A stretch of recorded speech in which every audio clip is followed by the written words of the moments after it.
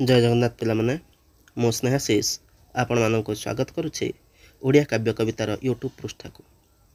आज आम आलोचना करवा जातीय पताका जहाँकि अष्टम श्रेणी साहित्य बही रे एक कविता रूपे अच्छी ताकू रचना करिसेंती गोदावरीश मिश्र। यह भिडियोटी आम प्रथमे ये कविताटीर कवि जे अच्छी गोदावरीश मिश्र तांकर परिचय जानिबा एवं तापर परे कविताटी को आवृत्ति करिबा तापरे कविताटीर सारांश बुझिबा। तेबे प्रथमे कवि परिचय। पंडित गोदावरीश मिश्र जन्मग्रहण करथिले 1886 एवं मृत्युवरण करथिले 1956 मसीह रे। अविभक्त पुरी जिला अंतर्गत आ वर्तमानर जे खोर्धा जिले में अच्छी बाणपुर सेतेबेले से अविभक्त थिला माने पुरी जिला जो भाग होइकरी पुरी खोर्धा एमितिया किछि जिल्ला रे भाग होइतिला। वर्तमान जोटा खोर्धार बाणपुर अच्छी से बाणपुर ठारे पंडित गोदावरीश मिश्र जन्मग्रहण करथिले। से जे केवल जने कवि थिले ताहा नुह, ता संगे संगे थिले जने नाट्यकार, औपन्यासिक, गाल्पिक, अनुवादक मध्य थिले। से थिले पंडित गोपबंधुंकर शिष्य और सहकर्मी, सत्यवादी वनविद्यालयर शिक्षक और जातीयतावादी नेता। तांको रचना मध्यरे आलेखिका, किशलय और गीतायन ये थिले काव्य ग्रंथ एवं मुकुंददेव और पुरुषोत्तम नाटक एवं 1817 अभागिनी उपन्यास इत्यादि लोकप्रिय एवं तांकर आत्मजीवनी अर्धशताब्दीर ओडिशा और तहिरे मो स्थान पाई से केंद्र साहित्य एकाडेमी पुरस्कार पाइथिले। से पिलामानंक पाई पिलांक काहिकी, रामायण कथा, महाभारत कथा, दक्षिण आफ्रिका, ग्रेट ब्रिटेन और मध्य अमेरिका प्रभृति पुस्तक रचना करथिले। ये जो कविताटा आम आलोचना करबा बा आवृत्ति करबा आज जातीय पताका, यही पताकाटी यही विषयटी पढ़ी सारा पर आम एथिर कौन बुझा ये कवितारू ना जातीय पताका प्रति सम्मान, स्वदेश प्रेम और कवि सौंदर्य चेतना यही कविताटी प्रतिफलित बोली आम बुझीपर। आम साधारणतः अगस्ट 15 बा जनवरी 26 रे कौन करती ना जातीय पताका धरिकी जो आमर ग्राम परिक्रमा करती, किंतु ता पर दिन बा सही दिन उपरओली देखला बेलू रास्तार चारिपटे आमर जातीय पताका पड़ी जे से कविता माध्यम सूचैचंती जे जातीय पताकाटा ये जो आम गोटे कागज बा गोटे कपड़ा नुह, यह आम किमिति मूल्यवान, ए पताकार कौन सबू अच्छी तार जो महत्व अच्छी से सबू विषय आम आज पढ़ा। तेबे प्रथमे आम कौन करवा बर्तमान प्रथमे तो आम कवि परिचय आलोचना कले, एबे कविताटी को आवृत्ति करवा।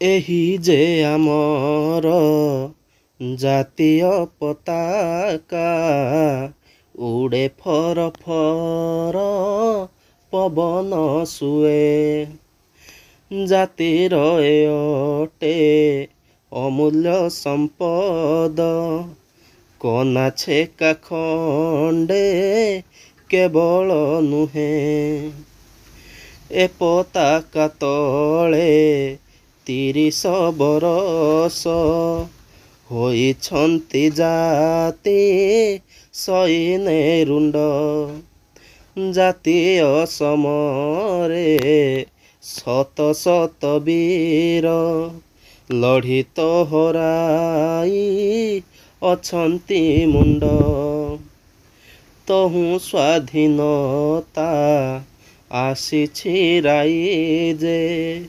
जाइछंती चाली विदेशी रजा, छारक ना खंडे नमण एहाकू, ए तो आम प्रिय जातीय ध्वजा, तले उड़ाइले पदातिक सेना, उड़ीब सागरे समर पोते, व्योमे युद्ध व्योम जाने ए शोभिब, बाट काटी जीव समीर स्रोते, रखिब ए मान आम ए संसारे, बढ़ाइब आम जातिर टेक, କରିବ ନିକର ଦେଶୁ ଦେଶେ ଯାହା କରିଅଛି ମର୍ତ୍ତେ ଜାତି ବୈରଖ ତେଣୁ ଏ ଯେ ଆମ ଜାତିର ଦେବତା ଜୁହାରି ବାଜି ଚାଲରେ ସର୍ବେ ଯେତେ ଫର ଫର ଉଡ଼ିବ ଏସେତେ ହୃଦୟ ଆମର ନାଚିବ ଗର୍ବେ ହୃଦୟ ଆମର ନାଚିବ ଗର୍ବେ। ଯେ କ'ଣ କହୁଛନ୍ତି କବି ନା ଇଏ ଯେ ଆମର ଜାତୀୟ ପତାକା ଆମ ଜାତୀୟ ପତାକାର ନାମ କ'ଣଟେ ତ୍ରିରଙ୍ଗା ପତାକା। ଇଏ ଯେ ପବନ ଯେତେବେଳେ ହୁଏ ଫରଫର ହେଇ ଉଡ଼ୁଥାଏ ଇଏ ଆମ ଜାତିର ଗୋଟେ ଅମୂଲ୍ୟ ସମ୍ପଦ। କେବଳ ଯେ ୟାକୁ ଗୋଟେ ଆମେ କନା ଯେଉଁ ଛିଣ୍ଡା କନା ଖଣ୍ଡେ ବା ଖଣ୍ଡିଏ କନା ବୋଲି ଆମେ ଭାବିବା ଉଚିତ ନୁହଁ। ଇଏ ଆମ ଜାତିର ଗୋଟେ ଅମୂଲ୍ୟ ସମ୍ପଦ। ଇଏ ପତାକା ତଳେ 30 ବର୍ଷ ଧରିକିରି ଇଏ ଜାତିର ଯେତେ ସୈନ୍ୟ ମାନେ ସୈନ୍ୟବାହିନୀ କଥା ସେ କହୁଛନ୍ତି ଯେ ସୈନ୍ୟବାହିନୀ ସବୁ ରୁଣ୍ଡ ହୋଇଛନ୍ତି। ଜାତୀୟ ସମର ବୋଇଲେ ଯେ ଯେତେବେଳେ ଭାରତ ସ୍ୱାଧୀନ ହୋଇନଥିଲା ସେତେବେଳେ ଯେ ବିଭିନ୍ନ ଯେତେ ସବୁ ମାନେ ଶହ ଶହ ହଜାର ହଜାର ଲକ୍ଷ ଲକ୍ଷ ବୀର ସବୁ ଏଇ ଜାତୀୟ ପତାକା ପାଇଁ କ'ଣ କରିଥିଲେ ନା ଯୁଦ୍ଧରେ ସବୁ ଲଢ଼ି ନିଜର ପ୍ରାଣ ତ୍ୟାଗ କରିଥିଲେ ପ୍ରାଣ ଦେଇଥିଲେ। ତହୁଁ ସ୍ୱାଧୀନତା ଆସିଛି ରାଇଜେ ଯାଇଛନ୍ତି ଚାଲି ବିଦେଶୀ ରଜା ଛାରକ ନା ଖଣ୍ଡେ ନମଣ ଏହାକୁ ଏ ତ ଆମ ପ୍ରିୟ ଜାତୀୟ ଧ୍ୱଜା।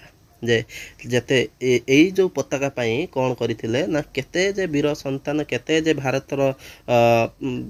ଭାରତର ଲୋକମାନେ ନିଜର ଜୀବନ ଦେଇଥିଲେ ନିଜର ଜୀବନକୁ ପାଣି ଛଡ଼େଇ ଦେଇଥିଲେ ଏ ଦେଶର ସ୍ୱାଧୀନତା ପାଇଁ।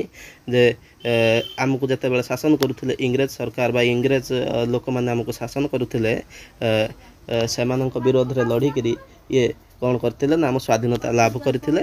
ତେଣୁ ଇଏ ପତାକାକୁ ଯେ କେବଳ ଯେ ଖଣ୍ଡେ ଛାର କନା ମାମୁଲି କନା ବୋଲି ୟାକୁ ମଣିବା କଥା ନୁହଁ।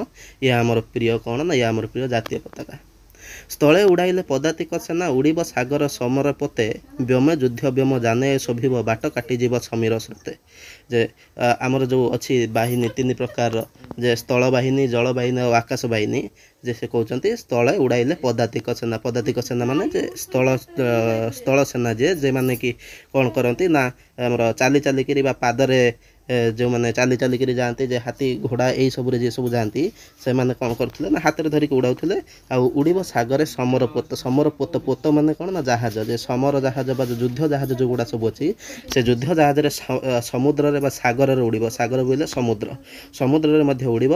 ତା ସଙ୍ଗେ ସଙ୍ଗେ ବ୍ୟୋମ ମାନେ ଆକାଶରେ ଯୁଦ୍ଧ ବ୍ୟୋମଯାନ ମାନେ ଯେଉଁ ଉଡ଼ାଜାହାଜ ବା ଯୁଦ୍ଧ ବ୍ୟୋମଯାନ ମାନେ ଯୁଦ୍ଧ ଉଡ଼ାଜାହାଜ ସେଥିରେ ମଧ୍ୟ ସେ ଉଡ଼ିବ ବାଟ କାଟିଯିବ ସମୀର ସ୍ରୋତେ। ସମୀର ବୋଇଲେ ପବନ ଯେଉଁ ହିସାବରେ ଦେଉଥିବ ସେଇ ହିସାବରେ ସିଏ ବି ତାର ବାଟ କାଟିକି ଚାଲିଯିବ।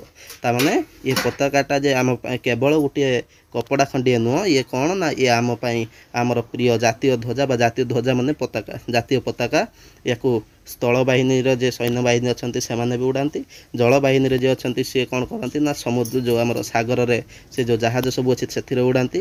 ଆଉ ଆକାଶ ବାହିନୀ ବି ସିଏ କ'ଣ କରେ ନା ହେଉଛି ଆମର ଯୁଦ୍ଧ ବିମାନରେ ସେଥିରେ ମଧ୍ୟ ଉଡ଼େଇଥାଏ। ଇଏ କ'ଣ କରିବ ରଖିବ ଏ ଆମ ମାନ ଏ ସଂସାରେ ବଢ଼ାଇବ ଆମ ଜାତିର ଟେକ କରିବ ନିକର ଦେଶୁ ଦେଶ ଯାହା କରିଅଛି ମର୍ତ୍ତେ ଜାତି ବୈରଖ। କ'ଣ ନା ଇଏ ଆମର ମାନ ନିଶ୍ଚୟ ରୂପେ ରଖିବ ଆମ ଜାତିର ଟେକ ବଢ଼ାଇବ। ଆମ ଜାତି ବୋଇଲେ ଆମର ଯେଉଁ ଆମ ଭାରତର ଟେକ ବଢ଼ାଇବ। ଆଉ ନିଶ୍ଚୟ ରୂପେ ଇଏ କ'ଣ ନା ଇଏ ଜାତିର ପତାକା ଯେଉଁଟା ଜାତିର ଚିହ୍ନ ଯେଉଁଟା ତାକୁ ମଧ୍ୟ ସେ ଟେକିକିରି ରଖିବ ବା ତାକୁ କ'ଣ କରିବ ନା ତାକୁ ଅଗ୍ରପୂଜ୍ୟ କରି ରଖିବ। ତେଣୁ ଇଏ କ'ଣ ନା ଇଏ ଆମ ଜାତିର ପତାକା ଆମ ଜାତିର ଦେବତା। ଏ କେବଳ ଯେ ପତାକା ନୁହେଁ ଆମ ଜାତିର ଦେବତା ଜୁହାରି ବାଜି ଚାଲରେ ସର୍ବେ। ତାକୁ ସମସ୍ତେ ଆମେ ପ୍ରଣାମ କରିବା। ଯେତେ ଫରଫର ଉଡ଼ିବ ସେତେ ହୃଦୟ ଆମର ନାଚିବ ଗର୍ବେ। ଇଏ ଯେତେ ଫରଫର ହେଇ ଉଡ଼ୁଥିବ ଆମେ ସେତେ ଗର୍ବିତ ଆମକୁ ଅନୁଭବ କରୁଥିବା ଯେ ଆମେ ଭାରତୀୟ। ଏ ଆମର ଭାରତର ଜାତୀୟ ପତାକା ଏ ତ୍ରିରଙ୍ଗା ପତାକା। ତେବେ ଭିଡ଼ିଓ ଶେଷରେ ଏତିକି ଅନୁରୋଧ କରିବି ଯେ